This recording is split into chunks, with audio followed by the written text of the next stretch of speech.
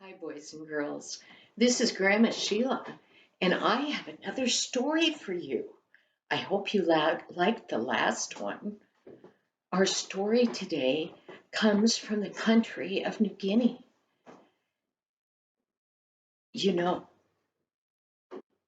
when the story started, everybody in the village was doing their usual things. It was a Monday morning. The ladies were all out. They had built their fires and they had their cooking pots over the fire and they were cooking the morning rice. The fathers were out in the little gardens with their hoes and they were busy planting. But Nondas, he was just sitting under the tree. Not because he wanted to sit under the tree, but because he had leprosy. And his legs didn't work anymore and his arms didn't work anymore. He couldn't go anywhere. So all day he just sat under the tree. Well, the one part of him that still worked well was his ears. And he could hear things that other people didn't pay any attention to. And down the path, he heard the pounding of feet. It was the sound of bare feet coming down the path to the village, and they were coming fast. And he thought, I wonder what it is. And he looked, but he didn't see anybody yet. And then pretty soon, here come a young man, and he was huffing and puffing from running. And he said, everybody come quick, come quick. The government patrol's coming. I've got to run to the other villages. Run, hide. Well, everybody knew that the government patrol was a group of white men from the government. But the government patrol never came up here in the mountains to this village. And the people there, because they lived so far away, they had never seen anybody with white skin before. And because they didn't know about white people, they were afraid of them. They didn't know what they might do to them. So the mothers dropped the spoon into the pot that they were cooking and ran into their huts, and they grabbed up their babies and they stuck out their hands and they got a hold of their children and they ran up the path to the mountains. The fathers, when they heard the news, dropped their hoes where they were and ran through the muddy fields and up the paths until there was nobody left in the village but Nondas. Can you imagine how scared he was? He couldn't even go anywhere. He couldn't walk even. The only thing he could do was sit there and wait. And wait. He didn't have very long to wait. Pretty soon, he heard footsteps on that same path again, but they didn't sound the same, and there were several of them. But he watched. Pretty soon, out from that path, from the brush, came a group of men. They were big, tall men. They weren't short like the people from his village. They were big and tall. The top of their heads, they had hats on. He'd never seen a hat before. And they had clothes all over them. Well, but our people didn't wear clothes all over them. And they had on big black boots. Well, Nondas didn't know what to do. He could hear them talking, but he didn't understand their language. So he just sat there under the tree, hoping that they wouldn't see him. Well, when they got inside of the village, they went looking in the huts. They could see the fires still burning, the pots with the rice in it cooking, but there were no people anywhere. And they talked among themselves, and they weren't sure exactly what they were going to do, but then they turned around and they saw Anandas. And one of the men seemed especially interested in him. Now, Nandus was afraid and he pulled back when the man got close to him. But he could tell from listening that the men weren't being unkind. And then he figured that the man must have been a doctor, because he started examining him. He looked at his hands and he looked at his arms and he listened to him. And then he started talking to the other men. Well, a few days after this, that group of men gathered up Nandus. Now, if you think he was afraid before, he was really afraid now. They gathered him up and they gently carried him down the mountainside. Now, Nandus had never, ever been out of his village before. He didn't know what the rest of the world looked like. When they got to the bottom of the mountain, there in front of them sat something that Nandus had never seen before. And he thought, what kind of an animal is that? Well, it wasn't an animal. It was an airplane, a little airplane. But Nandus didn't know that it was an airplane. But he heard the men calling it by name. He thought, airplane. So this is an airplane. But he didn't know what airplanes did. And pretty soon the men gently picked him up and they put him in the back of the airplane. Well, there he sat. He couldn't do anything about it. And pretty soon the airplane started making noise and it started rumbling and it went running down this path. And before Nandus knew it, he was up in the air where all the birds flew. Well, the men had decided that they were going to take Nandus over toward the coast. And there was a hospital for people with leprosy. And you know, leprosy is one of those bad diseases that's very contagious.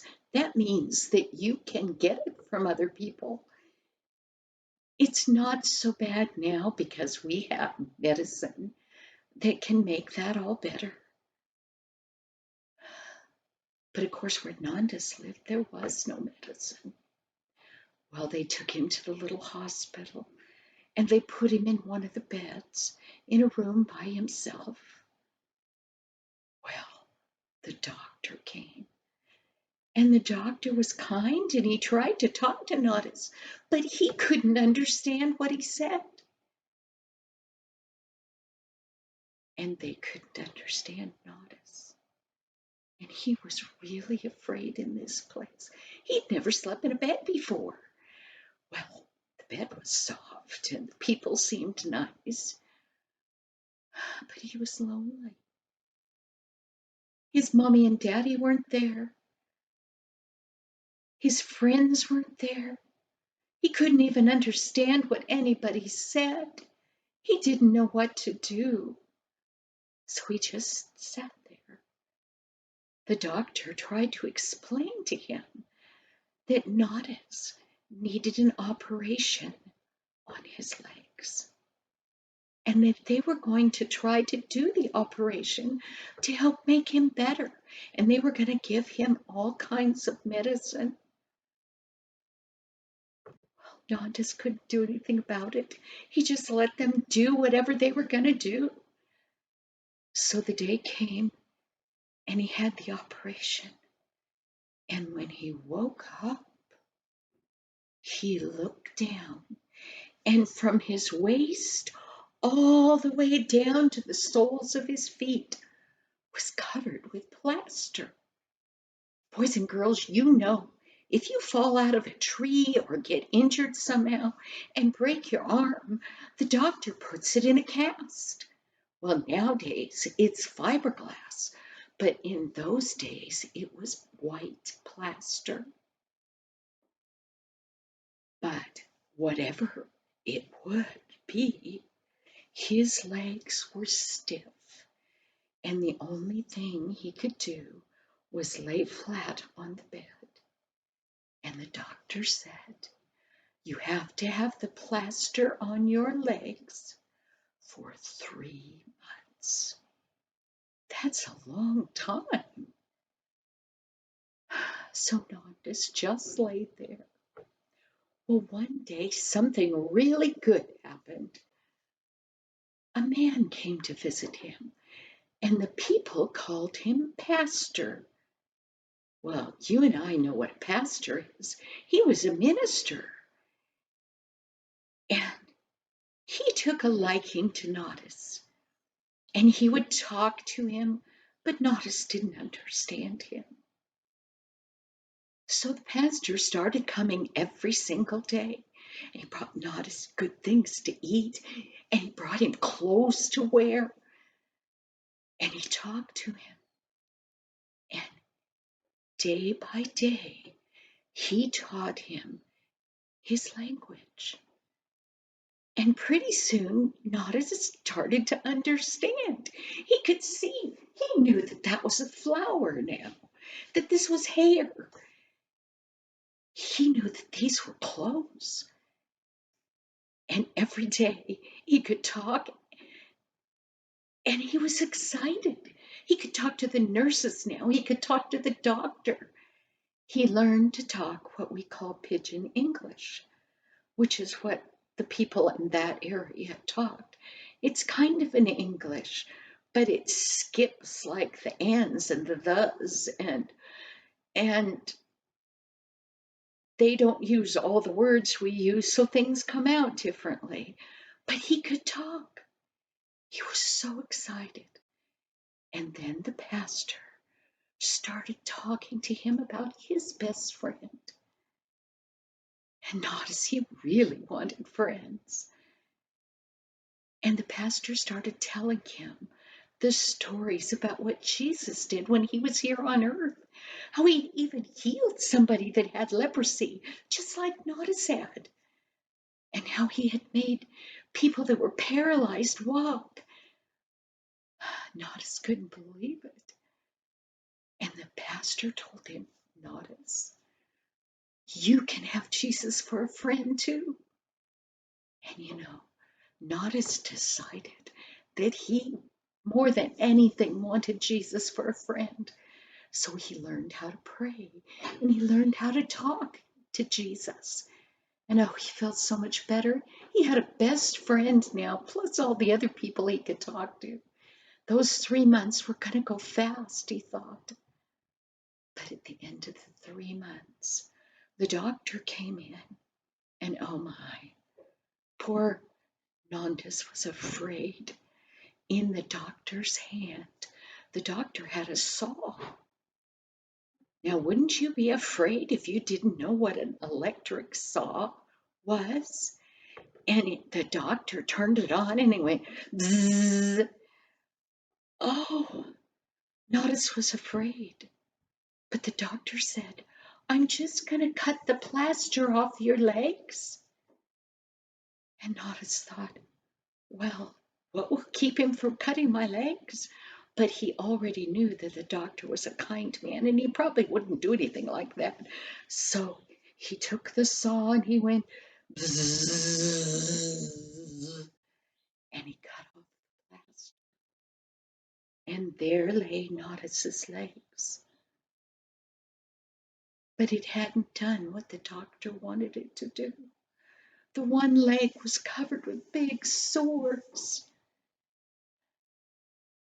and neither one of the bones and the joints in the legs were healed. The doctor sighed and he said, "I'm so sorry, Nadas. We have to put the plaster back on, and this time we'll have to leave it on for 6 whole months. That's a half of a year." Can you imagine laying in a bed for a half a year? But Nadas thought, I guess if it'll make me well. So they put the plaster back on. And the Monday after they had put the plaster back on, 1 week later, Nadas had gone to bed that night. And in the night, he had what he thought was a dream. And in his dream, he was in his bed at the hospital, but a big man, a kind-looking man in a shiny white robe, came and walked beside his bed. And he said, "Nadas, it's time for you to get out of bed." Nadas looked at him and he said, "Look at me. I can't get out of bed." And the kind man said, "Oh, yes, you can. Give me your hand." Well, poor Nadas, he couldn't even do that. He said, "I can't." Well, the man said, "Yes, you can, Nadas. Give me your hand."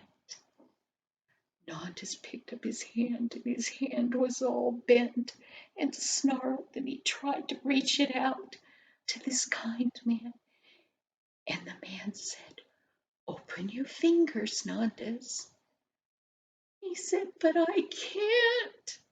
He said, "Oh, yes, you can. And if you take my hand, you'll have strength in them again." So Nadas tried. And sure enough, he was able to open his hand. And he took the man's hand. And the man said, "Now, Nadas, do you know that I know that you've been sick a long, long time? But do you know, ever since the pastor told you about me, you've believed in me. And even when you weren't getting better with the treatments, you still believed in me. I've come to make you well. It's time for you to get out of bed. Get up, Nadas." And while he held the man that he now knew was Jesus' hand, he rolled over on his side and he put both of his legs out of the bed. And he stood up. He couldn't believe it. He could stand. His hands worked. His legs worked. And the white spots were gone. And the sores were all gone. His face was all well again. And Jesus said, "Now you walk down the hall." And he went, he walked down the hall and he came back. And when he got back, Nadas went, "Oh, Jesus, thank you, thank you." And Jesus said, "Now that I've made you better, when you're big, I want you to work for me." And then he left. Well, Nadas lay down on his bed and he went back to sleep. But it wasn't that long till morning, and he woke up and he heard one of the other patients calling for the nurse. And the nurse went down the hall and was turning on the lights. And Nadas saw in the light, he looked down and he thought, you know, he had forgot about the dream, or what he thought was a dream. And he decided it was time to say his morning prayers. And he started to pray to Jesus, laying there on the bed. And halfway through his prayer, he frowned to himself and he thought, he remembered the dream.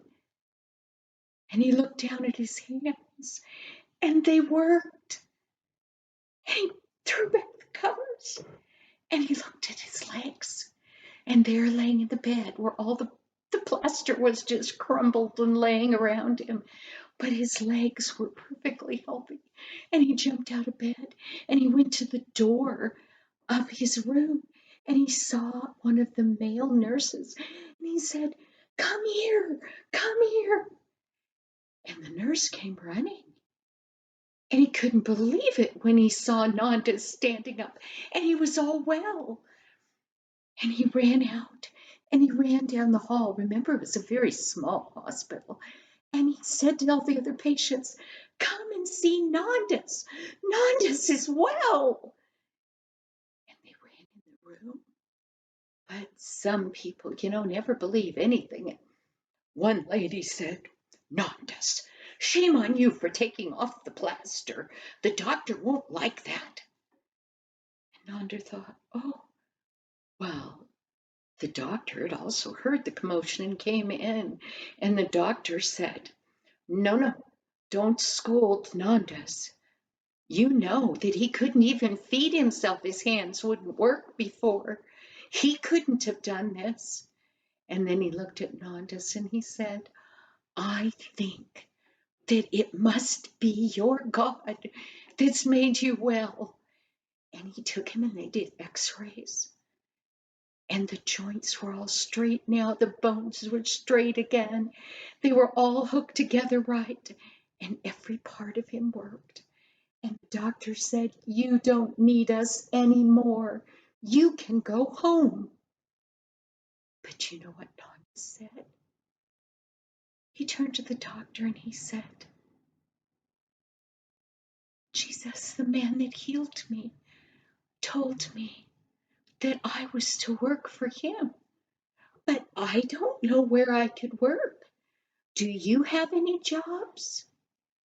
Well, the doctor smiled and he said, you can work in our physical therapy department. And Nandus did. He worked there till he got older. And then he went away to a Christian hospital and he learned to work there. And he married a nice Christian woman. And he lived the rest of his life thanking Jesus for what he had done. Do you know that a lot of times here on earth, it's angels that come and help people? But once in a great while, I think that Jesus finds somebody that loves him so much that he just can't wait to let someone else make him well. He comes himself.